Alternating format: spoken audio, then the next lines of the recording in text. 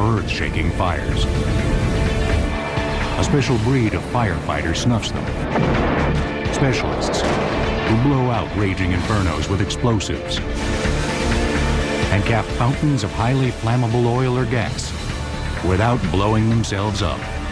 Now, oil firefighting on Modern Marvels.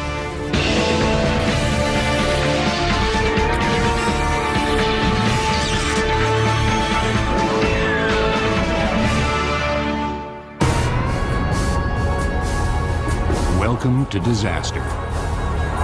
It doesn't get any worse than a raging oil or gas well fire. Choking, burning smoke shoots hundreds of feet into the air.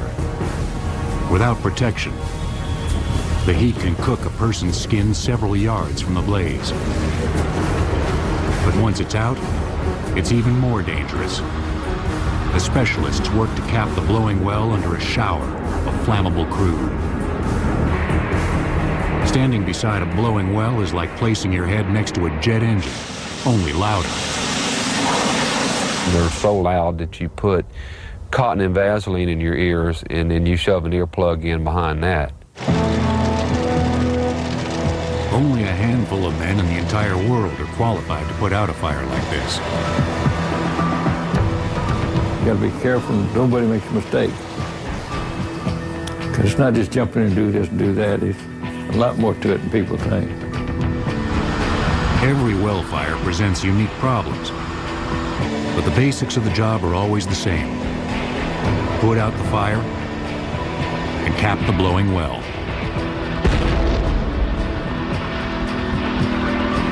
To avoid being incinerated while doing their incredibly dangerous work, experts use specialized tools and methods perfected over the last 70 years.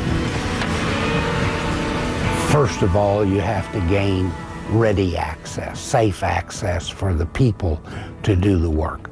If there was a drilling rig and it caught fire and is burnt up, it means first of all the safe removal of all that debris from around the well.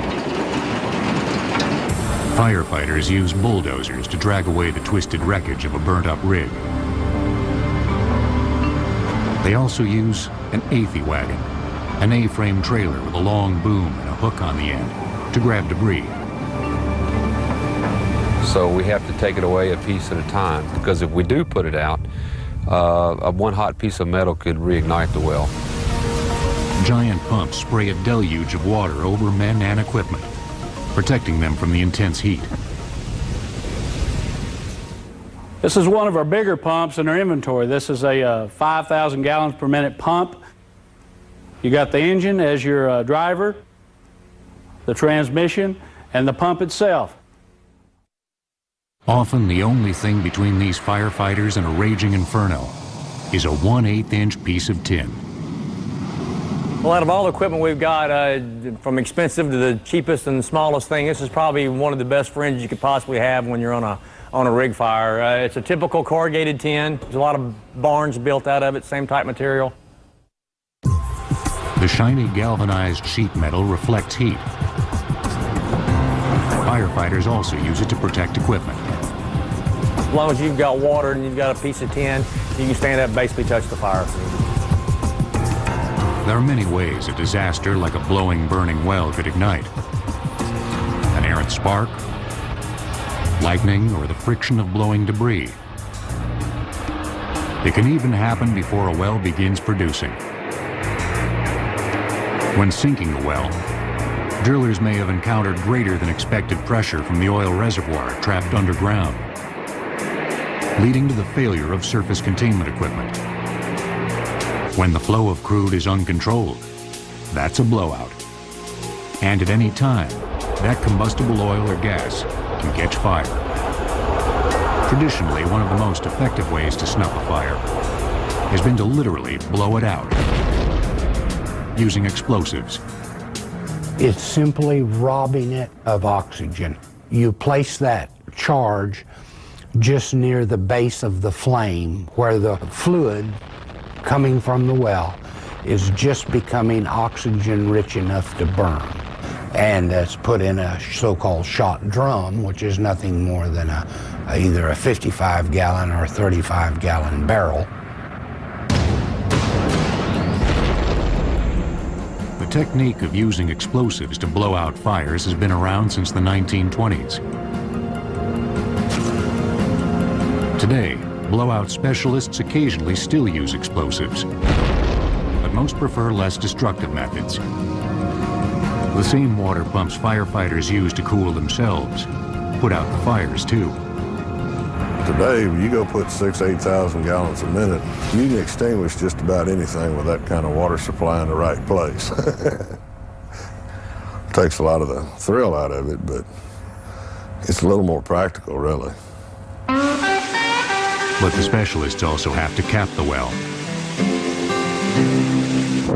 Sometimes this is done while it's burning, if there's poisonous gas, or it poses a larger environmental hazard to put it out. Many times the team has to cut off a damaged wellhead before attaching a new control device.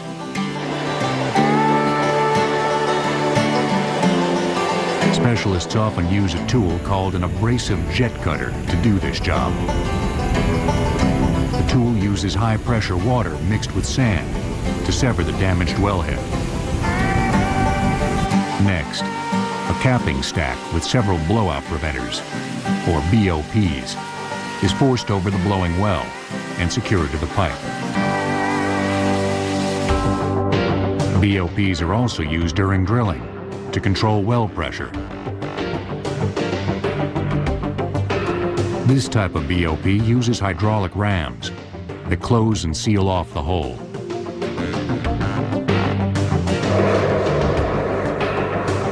And when you actually get the pleasure of shutting the blowout preventers in, it's the quietest quiet in the world.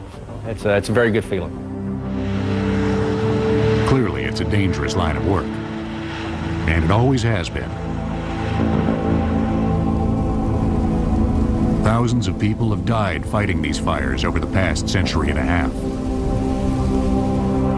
In August 1859, oil speculator Edwin Drake drilled the first oil well in the United States.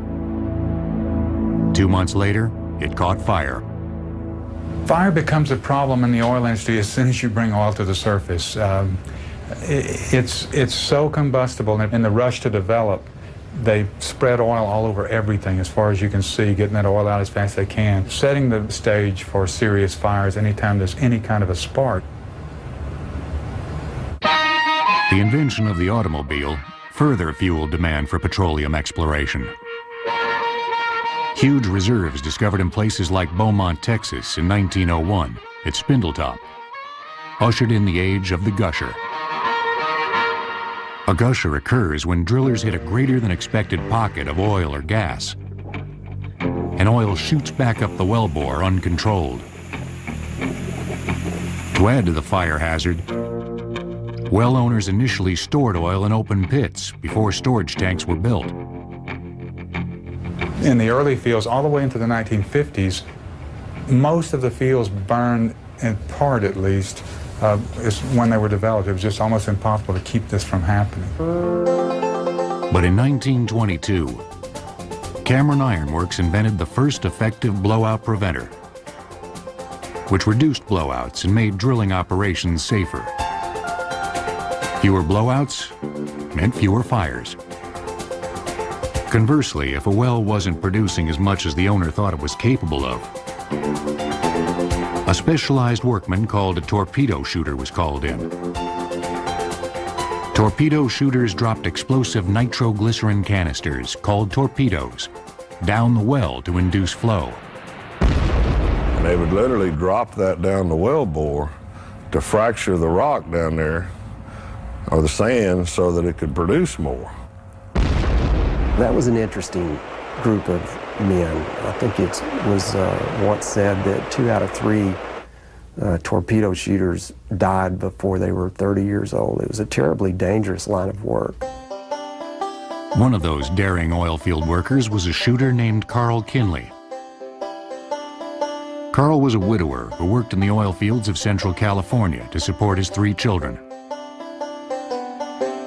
On April 29, 1913, Carl was helping clear a valve off a damaged oil rig from a small fire. Until this time, no one had found a very effective way of snuffing these fires. They felt like they may have a way of controlling the fire with steam if they were to get the fire going straight up. And so the procedure called for using explosives to blow a valve off the well.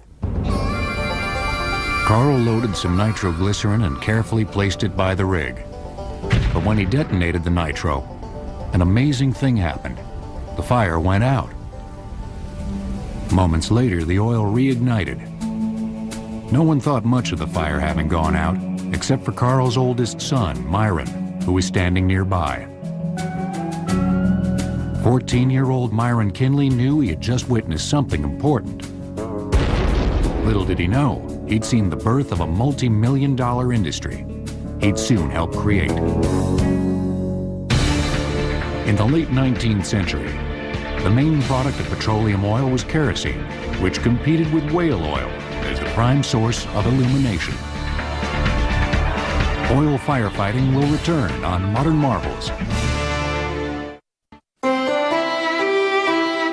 Myron Kinley, middle school dropout and oil patch shooter's assistant, almost single-handedly created the modern oil firefighting industry.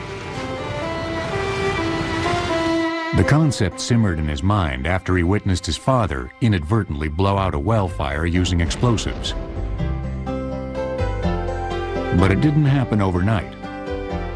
First, Myron saw action during the First World War in an artillery unit, gaining experience on how to set explosive charges. After the war, he joined his younger brother Floyd in a marginally successful torpedo shooting business, using explosives to stimulate well production. But one event would change the brothers' business plan. In 1924, Myron and Floyd watched as men struggled for 12 days to put out a burning well in Cromwell, Oklahoma, using water and dirt. Remembering Carl's example 11 years earlier, Myron offered to put the fire out in 2 days for the then huge sum of $500. Myron realized his father's earlier torpedo had sucked up all the available oxygen, suffocating the fire.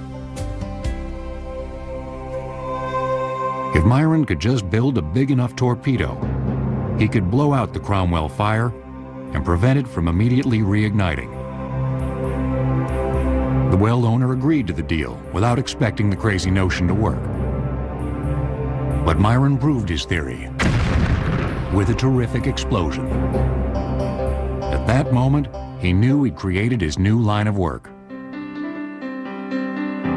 He soon quit torpedo shooting and became a full-time oil well firefighter. By 1931, his business had grown to a point that he moved from Tulsa to Houston, the center of the oil well service industry. Within a few years, Myron and Floyd Kinley were legendary. Oil men all over the world knew to call Kinley if they had a blowout. The Kinley brothers honed their technique for dousing and capping fires throughout the late 20s and 30s. When they worked together, it was a very business-like atmosphere, and one person was in charge, whether it was my father or my uncle. They had the utmost respect for one another, and I think they cared deeply about one another. The Kinleys found that relatively lightweight sheets of corrugated galvanized tin deflected heat better than other materials. The Kinleys also used hoses to create a constant and drenching artificial rain, keeping men and equipment from incinerating. The water also lessened chances of a spark reigniting a snuffed well. For this reason, the site around a burning well was always raked clean of debris, so that nothing hot could start another fire. Though the process was slow and tedious, it meant life or death for the Kinleys. Then you got to clear away all the debris away from the wellhead and protect that wellhead at all times, because that's what you want to work on. When it came time to actually blow out the well, Myron packed explosives into a shot canister. Dynamite caps were inserted into the shot to detonate the load when they had it where they wanted it. The canister was then delicately placed next to the burning fire. Initially, the brothers carried the explosives up to the mouth of the burning well, set it down under a constant stream of water, then ran like hell before the canister was detonated. Of course, the Kinley brothers were only half finished when the fire was out. Most people don't understand getting rid of the fire is the easiest thing, hell, you know, but you got to cap the well because it's still blowing, it just isn't on fire, and that's where the work comes in. Under a spray of volatile oil or gas, the Kinleys cut off the damaged wellhead. On this well, they used metal hacksaws. They had to be careful, as any spark could reignite the well, incinerating the men. The brothers then installed a new series of valves known as a Christmas tree. Finally, they shut the new Christmas tree, capping the gusher. Myron and Floyd were always careful, but sometimes the unexpected happened. In 1929, near Gladewater, Texas, Myron got hurt. He was hooking a cable onto debris when his leg was trapped. He could have very easily burned up had his brother Floyd not been there very quickly to take him out of that situation. He saved his life. Myron was fortunate to escape with only a broken leg. The brothers discovered the hard way what worked and what didn't. They've had a monopoly, if you will, on the business of oil well firefighting all those years. But success had its price. In 1939, the dangers of the profession struck home for the Kinley family.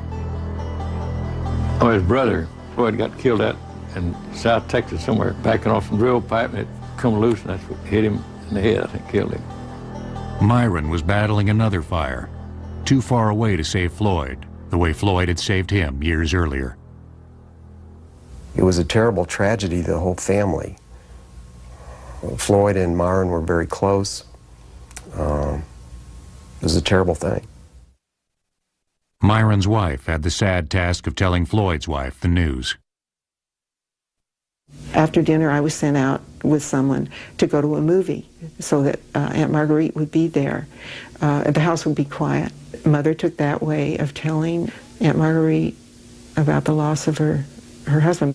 Aunt Marguerite thought she was going to see him the next day, you know, go down there and all, and he was dead. With Floyd dead, Myron needed an experienced partner to help him with all the business coming his way. It seemed as if there was nobody else with the skills, bravery, and foolhardiness necessary.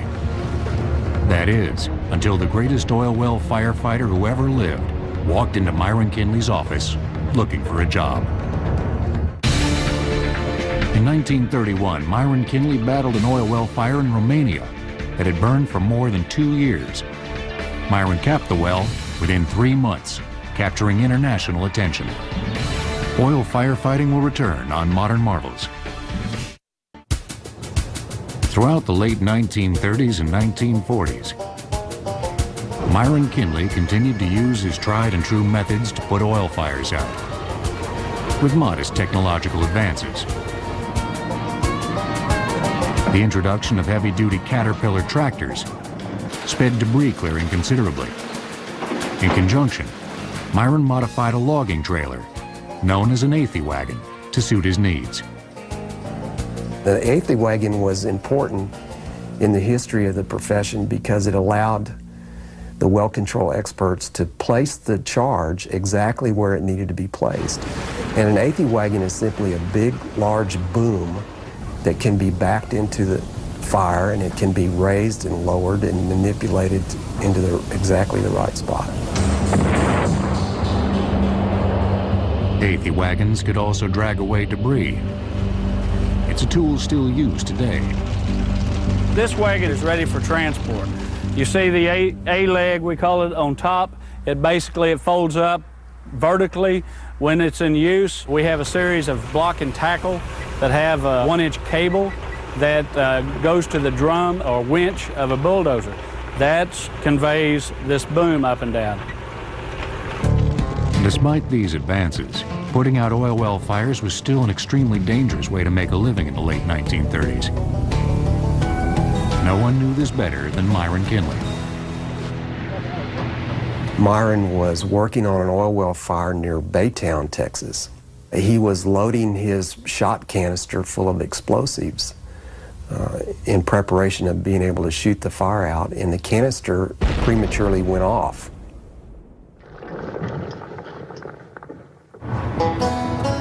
Myron survived, but suffered a severe leg injury and walked with a limp for the rest of his life. Fortunately, in 1946, Myron Kinley discovered the best technology he'd ever have.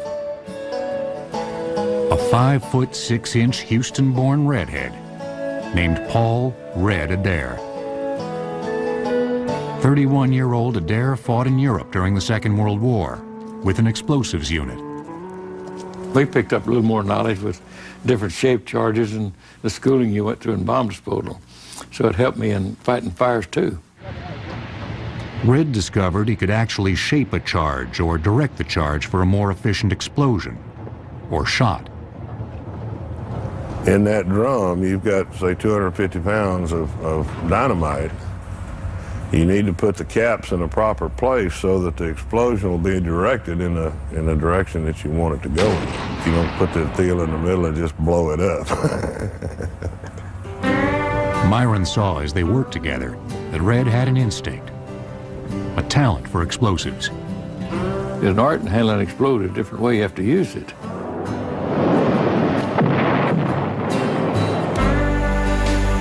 Working with Red in the shadow of a roaring, blowing well, Myron devised a communication system based on hand signals. At first, Mr. Adair actually went on jobs with Myron, and then as more and more work came about, it was necessary for the two of them to split up occasionally, much like Myron did with his brother Floyd. Red Adair soon outshined the older, injury-racked Myron Kinley. And he began to develop his own style for putting out fires. The hellish nature of their occupation drew the two men together. He liked him a lot. There was a lot of camaraderie. There were jokes. There were good feelings between them, and there had to be a great deal of trust. I think Myron Kinley, in many ways, thought of Red Adair as his son, and the two of them were very close. But Myron was unwilling to give up fighting fires entirely, or give over the company to his protege. In 1951, as Myron curtailed his own schedule, Red hired Boots Hanson, a former field hand, to work as an assistant. I went with Mr. Kinley because he was crippled in one thing or another. He'd been in it longer than Red. He had a way that he did a job, and when I worked for Red, I learned how to do it a different way, and a lot of times it was a whole lot easier. In 1958, Coots Matthews, a worker for the Halliburton Oil Field Services Company, joined the Kinley Company as another assistant. Boots and I were their helpers, just how it rotated. Sometime he went out with Mr. Kinley, and sometime he went out with Red. It just how it felt, you know. Also in 1958, Myron attempted to put out a monster of a fire in Iran called Awaz. Despite all his experience and his best efforts, Myron couldn't kill the fire. While making a second attempt at blowing the fire out, he suffered a mild heart attack.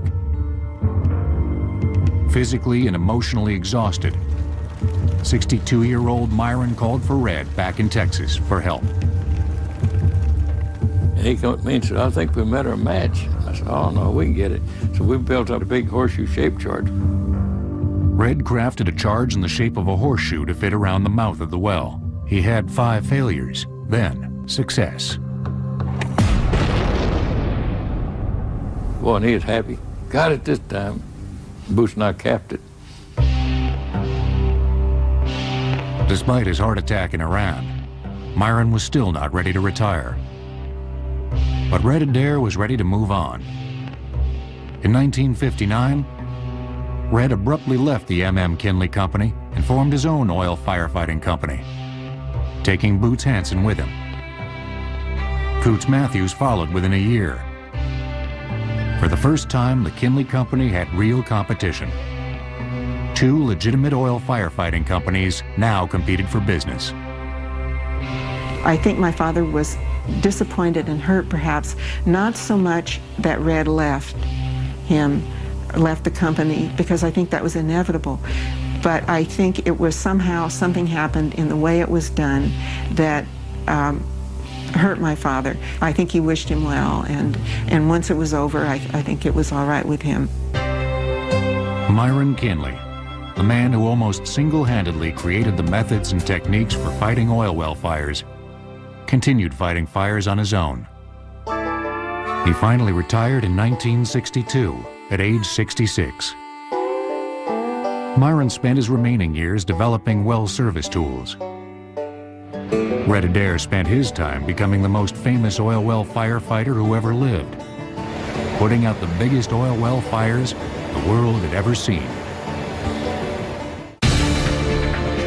In 1936, Kilgore, Texas was known as the world's richest acre, with 24 individual oil wells crowding a single block in the middle of town. Oil firefighting will return on Modern Marvels. In 1962, Red Adair, Boots Hansen, and Coots Matthews were facing down a monster of a gas well fire in Algeria called the Devil's Cigarette Lighter. That was a tremendous fire, one that went on for several months, and it was so large and so ferocious that really most people didn't think that it could ever be controlled. This roaring giant shot flames and smoke 800 feet into the air as 550 million cubic feet of gas spewed out each day in the scorching desert heat. The pressure was so great, men had to be careful not to be sucked up into the flames. And it was the biggest one, and she would flare out and try to pick you off the ground, so much volume coming out. The fire would be a showcase for the techniques and tools Myron invented and Red perfected. Without access to water, the men had to drill for it. To hold the water, they dug 3 pits, each about the size of a football field and 10 feet deep. Red's team cooled the site with high-pressure water cannons and protected the equipment with corrugated tin. Red's men used an Athey wagon and bulldozers to pull away the debris of the burned-up rig. After several months of preparation, they were finally ready to shoot out the fire with nitroglycerin charges.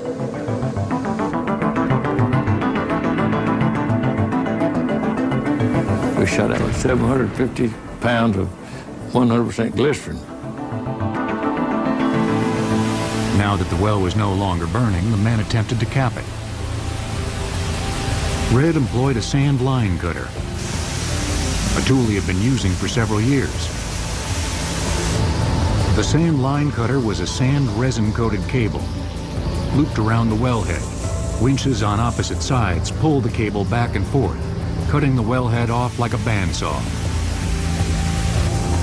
The men then forced a blowout preventer over the blowing well and secured it to the pipe. A delicate operation when even static electricity could reignite the well and kill everyone around.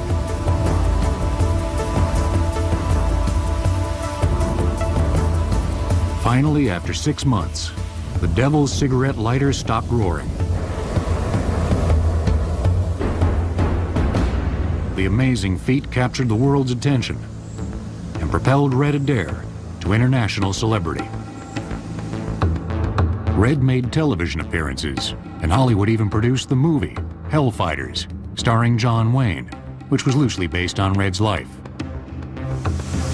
In between Red's celebrity appearances, he joined Boots and Coots in putting out fires. These jobs sent them in all directions. On one occasion, Coots traveled with Red overseas to put out a well fire in Africa. Red, before we could get on the airplane going down in the desert, down to Algiers, well, we got another job in Mexico. And hell, I turned around and got back on the airplane.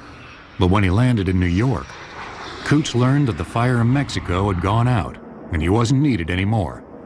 So I got back on the airplane and headed back to Paris, and I guess just got seated on that damn plane. This girl asked me, was that my first transatlantic crossing? I said, well, if I make it, it'd be my third one this day. And she thought I was a nut. She never asked me a damn question after that, but it was the truth. Despite the camaraderie developed from years of risking their lives together, Boots Hansen and Coots Matthews abruptly departed the Red Adair Company in 1978. Their business immediately took off and became very successful. He said, what are we going to name the company? I said, we got to call it Boots and Coots. And he said, how about Coots and Boots? And I said, of course, the B comes before the C, so he was the president. Which wasn't a very good honor either. But they weren't Red's only competition. In 1975, with 23 years of experience as a drilling engineer, Joe Bowden Sr. started Wild Well Control in Houston. Bowden's Wild Well Control would grow to become one of the most successful band of blowout specialists in the world. By the late 1980s, more than half a dozen firefighting companies had formed to meet the demand of the industry worldwide. With the next generation of firefighters ready to take over, Red, Boots, and Coots might have been contemplating retirement. But they'd have to wait just a little longer. In March of 1991, Saddam Hussein created the mother of all oil well fires. Iraqi soldiers retreating out of occupied Kuwait during the Gulf War set every oil well they could find on fire. The country was one gigantic fiery blowout. The world turned to Texas for help. We flew all over looking over. When you first get in, it was a heck of a bad-looking sight. Even all of us that have worked on well fires and blowouts all our whole life, no one ever saw hundreds of wells burning at a single time. Experts estimated it might take as long as 10 years to put out all the fires and stop the environmental devastation. But the fires weren't their only concern. When a well wasn't on fire, it would be oil would be 1.5 feet deep all around it, and you didn't know what you're stepping on. They had landmines everywhere. But despite the dangers of a former war zone and the hellish appearance of the landscape, the firefighters soon realized that this inferno might be easier to extinguish than they originally thought. Hussein's men had blown off the tops of the wells, which set them on fire, but left the structure underneath the surface relatively intact. The introduction of the first new firefighting tool in decades also made the job easier. Most of the equipment that we use on a day-to-day basis has been around since the 20s. There's no new technology except for the hydraulic jet cutter that was developed during the first Gulf War. And you can cut a wellhead off now in 30 minutes as opposed to 30 hours. The abrasive jet cutter uses high-pressure jets of water mixed with sand to physically sandblast through the metal with 10,000 pounds per square inch of pressure. The abrasive jet cutter, invented by the Halliburton Company, was a new tool the industry desperately needed. The Texas companies were joined by a top Canadian company, Safety Boss, but the overwhelming scope of the disaster encouraged other less experienced international teams to get involved. They achieved far more success gaining publicity than they did putting out fires. A Hungarian company came with a jet engine rig to literally blow out fires. Hey, that was funny, comical. They called it a big win, that's what it was. A jet engine, it got all the publicity about what all it did over there. And the actual truth was it put out 3 small fires. And it took quite a while to do that. In the meantime, the Big Four knocked fires down and capped wells. We get 4 and 5 wells a day. That's how we got through with them so quick. A disaster that threatened to last a decade was out within 6 months. Red, Boots, and Coots made a fortune putting fires out in Kuwait, a suitable cap to their long and illustrious careers.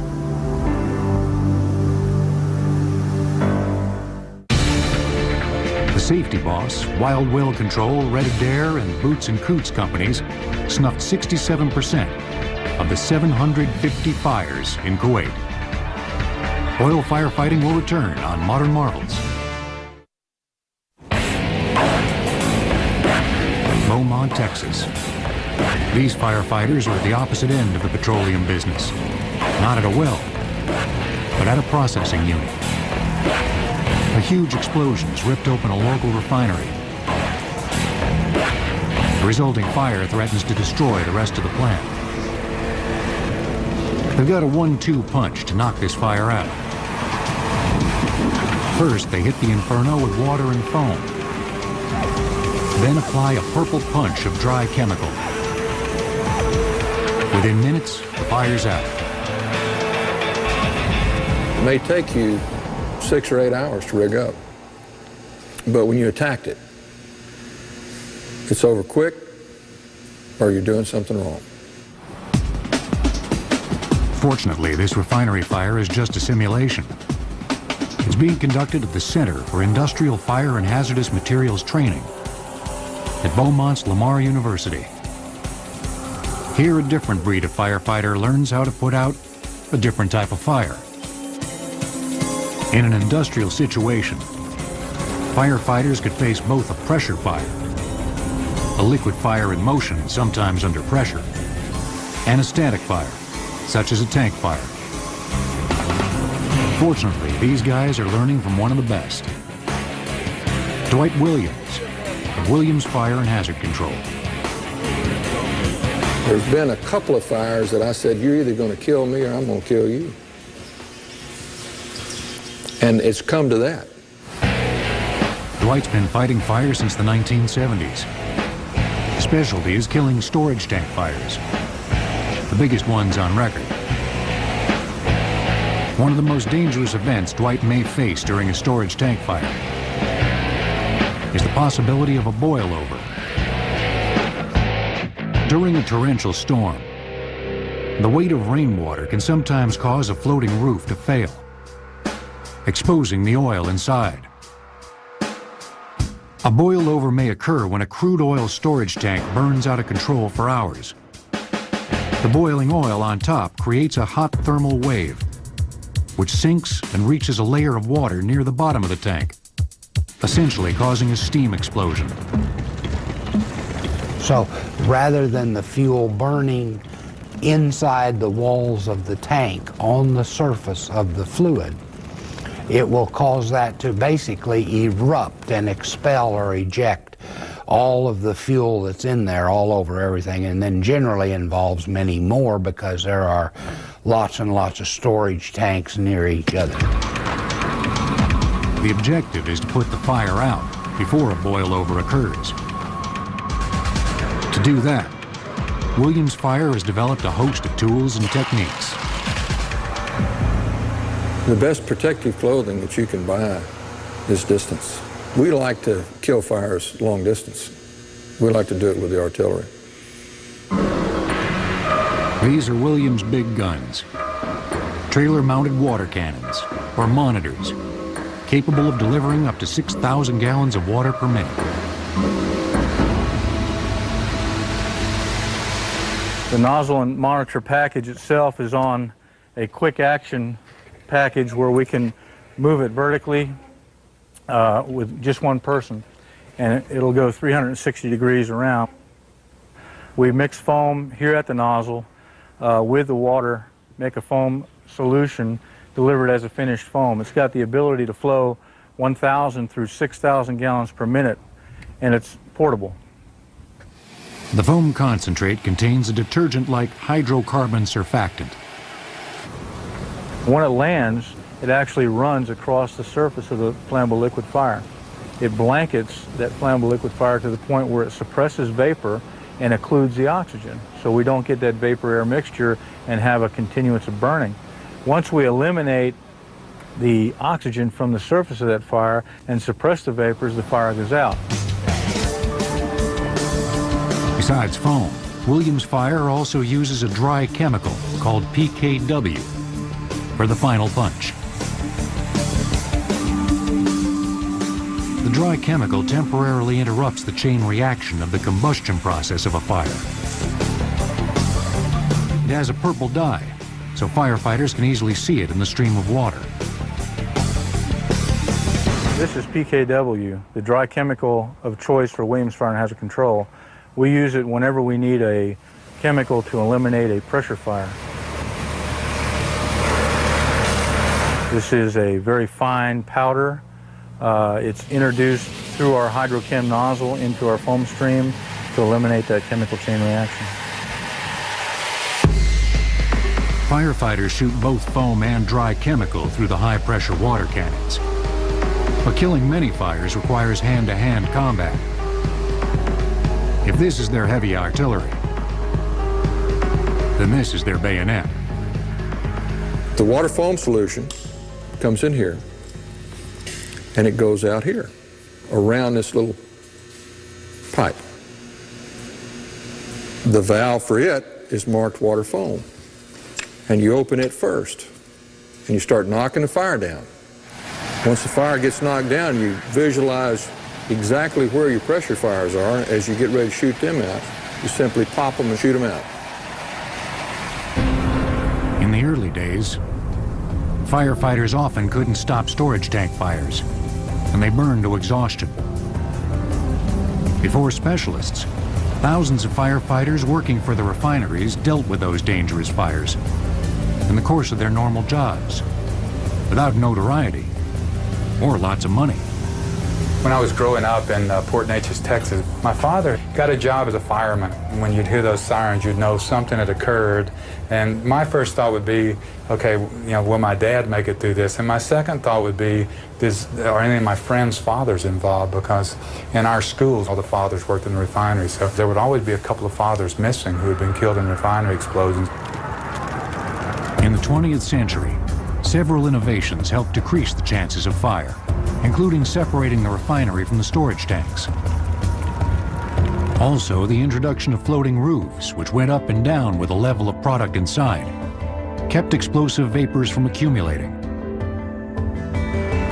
Putting out a large tank fire takes experience, guts, and a little guesswork. Success could have made these guys a little bit arrogant in the face of a fire. Not Dwight.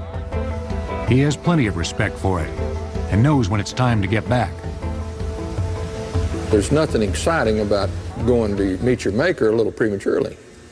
I mean, I'd really like to sing, but I want to do it later in my years.